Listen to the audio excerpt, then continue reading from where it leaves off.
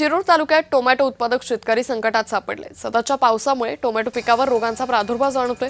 पीक विविध बुरशीजन्य जीवाणूजन्य रोगांच्या विळख्यात सापडले। पानांवर डाग, फळं कुजणं, झाडं वाळणं अशा समस्यांमुळे उत्पादनात मोठी घट होण्याची भीती आहे। त्यामुळे शेतकऱ्यांसमोर आर्थिक संकट उभं ठाकलंय।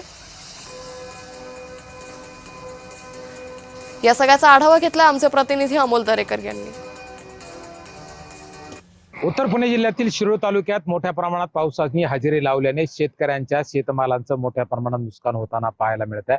मी सध्या टोमॅटोच्या शेतामध्ये उभा आहे। आपण पाहू शकता की टोमॅटो पीक हे खऱ्या अर्थाने शेतकऱ्यांसाठी नवसंजीवनी आणि आर्थिकदृष्ट्या महत्त्वाचं असणारं हे पीक या पावसानं खरं तर अक्षरशः कोलमडून जाताना पाहायला मिळत आहे। या पिकावरती अक्षरशः रोगाचा प्रादुर्भाव होताना पाहायला मिळत आहे। करपा असेल, मुळकूज असेल, त्याचप्रमाणे मावा यांसारख्या रोगांचा प्रादुर्भाव होताना पाहायला मिळत आहे। या शेतामध्ये अक्षरशः पाण्याचा जो मोठ्या प्रमाणात आहे ते साचताना पाहायला मिळत आहे। त्यातूनच कुठेतरी शेतकऱ्यांच्या आर्थिक घडी बिघडताना पाहायला मिळत आहे।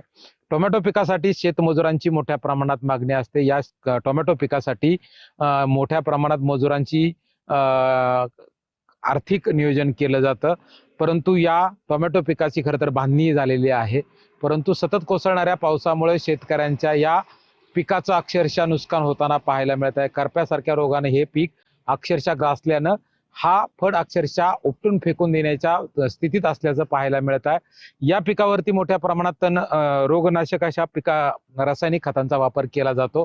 त्याची आर्थिक घडी बसवणं सुद्धा आता शेतकऱ्यांना कुठेतरी तोट्याचं गणित पाहायला मिळत आहे। आणि त्यामुळे हा जो फळ आहे, तो टोमॅटोचा फळ आहे, तो सोडून देण्याची वेळ शेतकऱ्यांवरती येताना पाहायला मिळत आहे।